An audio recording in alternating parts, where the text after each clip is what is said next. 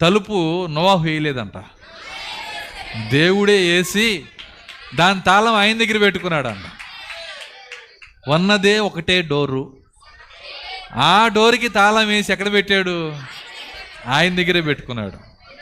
So ఆయన దగ్గర పెట్టుకొని ఆ డోర్ని, ఇప్పుడు అక్కడేమవుతుందంటే,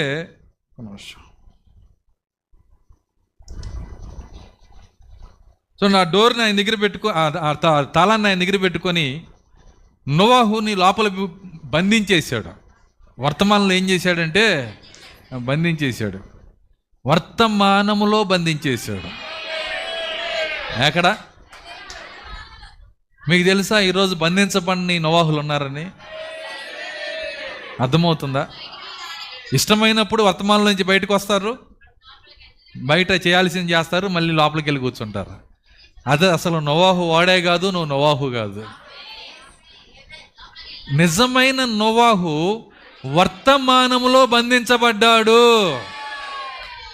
దాన్ని దాటి బయటికి రాలేడు. హల్లెలూయా.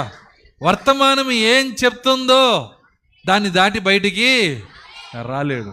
అది నీ మనసుకి గాయం వచ్చినా, నీ మనసుకి ఇబ్బంది అయినా, ఏదైనా సరే, ప్రభువా అసలు బయటికి వచ్చే శక్తి నాకు లేదు, నేను ఖైదీని, నేను బందీని, నేను.